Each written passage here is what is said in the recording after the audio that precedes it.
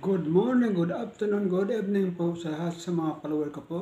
Siyempre sa mga also sa foreign country. Thank you to all of you dear and my dear. Sana mag-ingat, take care everyone, ingat kayo palagi. Siyempre, sa what we call today, may balita ako o what we call breaking balita of Philippines. So, dito tayo sa balitang pag-interview ni Karen Agdevena sa what we call Senator Jinggo Estrada po regarding po sa what we call mga allegation na dapat na binabato sa kanila. Siyempre, of course, sino naman talaga ang amin sa mga allegation na ibato sa iyo? Mga imposible niyan. So, kayo na po ang komento, magsalita, magsulti o unsa yung magkasulti regarding po sa pag-interview ni Karen De Velasca kay Senador Jinggoy Estrada po. So, bigyan ko kayong clue po. Regarding po sa mga project, automatic po dyan. Ang labor po dyan ay kalahati po talaga sa what you call material o project po. Yan po paano kumita ang mga contractor po. So again, ang labor materials po, 50% po. Sa mga amount ng project is yan ang labor po. So, sa mga SOP, kayo nang bahala mag-intindi, mag-isip kung paano gagawin yan. Ha? Okay, pakinggan natin ang interview po kay Karen Ablaya po, kay Senator Jingo po. Ito na. His boss saying 30% ang SOP kickback mo.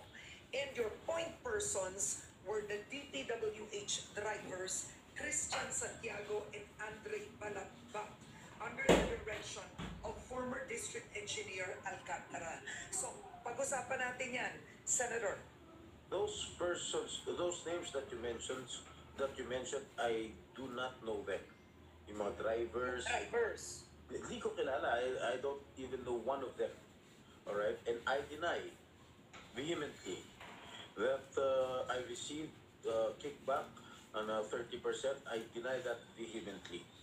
Okay. And lahat yung mga sinasabi ng Bryce Hernandez during the House hearing yesterday. Sleep well, surf better. Here's how one simple change is helping me recharge and show up stronger every day. Surfing demands so much from me. Energy. Wala naman siyang ebidensya. That is that is plain and pure hearsay. Now, Senator, did you, let's start first with this, in 2025, did you recommend projects in Hagonoy and Malolos worth 355 million? Because No. the records would bear that. No, I did not. In fact, those projects that he mentioned are already in the GAA, the General Appropriations Act of 2025. They can see it. It is a public document. But did you recommend it? No. Were you the one No. I never recommended. sa Hagonoy and Malolos? Yes. No. I never recommended. I never inserted. Walang insertion sa amin. Kasi nakita nyo naman si Congressman Toby Tiangco, nahanap niya na yung bawat distrito, eto recommended by Zaldico, recommended. Sa Senado ba, paano ba kayo nagre-recommend ng proyekto? Well, wala kaming nire-recommend. Actually, we can amend. Pwede kaming mag-amend. For example, ako po, I was a vice chairman of the Committee on Finance and I handled the budgets of MTRCB, FDCP, and Human Rights. Ako yung nag-handle ng mga government agencies na yan. So yung FDCP, halimbawa, they needed 10 million pesos para sa, or 20 million pesos para sa archives, para magkaroon sila ng archives ng mga lumang pelikula ng natin. So I recommended to the Finance Committee na dagdagan ng budget ng FDCP. Ganun lang naman yun. Okay. Now, clearly, you know District Engineer Henry Alcantara, right? You have photos with him. Yes. Number one, on your birthday in Soler, was he invited? First of all, the picture that was shown in public was not on my birthday. Eto, He was we're lying. showing now on screen, yung naka-selfie kayong dalawa. Birthday mo ba to, sir? Saan? Hindi ko nakikita eh. Okay, all right. Well, we're Was I wearing a red jacket? Yes, a red Okay, jacket. that was not on my birthday because nung birthday ko, my 60th birthday, nakasuit ako. Okay, I remember vividly. I was wearing a suit, not a red jacket. So, kailan po ito, Senator? Do you remember? Well, sa dami ng mga events, I cannot recall. Maybe pwedeng victory party ko yan, pwedeng oath-taking ko yan nung when I just won as a senator. But be that Why would as he it be may, there? And Senator, why would the DPWH district you engineer? know, I invited, alam mo naman tayo mga Pilipino, mahilig tayo sa mga sapin, no? Eh siguro kilala niyo yung mga ibang kaibigan ko, siguro sumabit siya, and I don't even know him, and gusto magpa-picture sa akin, wala naman akong tinatanggihan pag meron gusto magpa-picture taking sa akin. Alam naman, tanungin ko siya, sino ka? Drug lord ka ba? Gambling lord ka ba? I wouldn't have asked those questions, di ba? Okay, Remember, we are public figures. Kahit sino pwede magpakuha ng picture sa atin. there's another photo that was shown in Congress. Nakabarong ka doon, I believe, and Alcantara was beside you. Can we show that photo?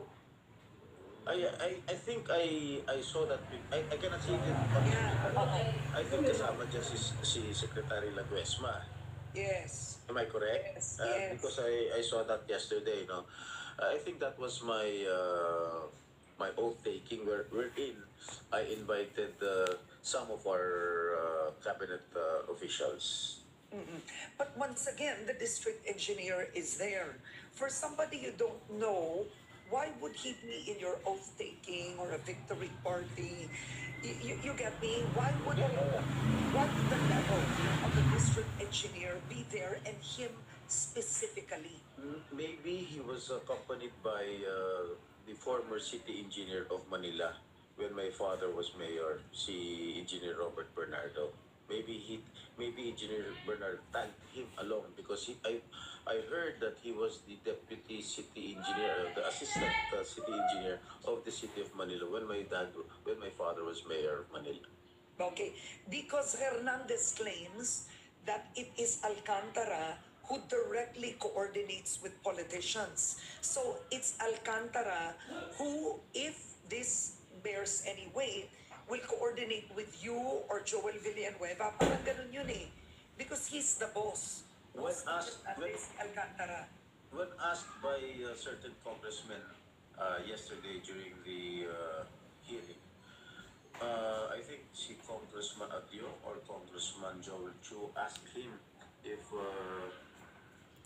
Yan po ating Breaking Balita Pilipinas po. So again, good afternoon, good morning, good evening po sa lahat mga kaamigo ko. Siyempre of course mga followers ko. Thank you sa inyong lahat at mag-ingat. God bless everyone. Love your work, amigo.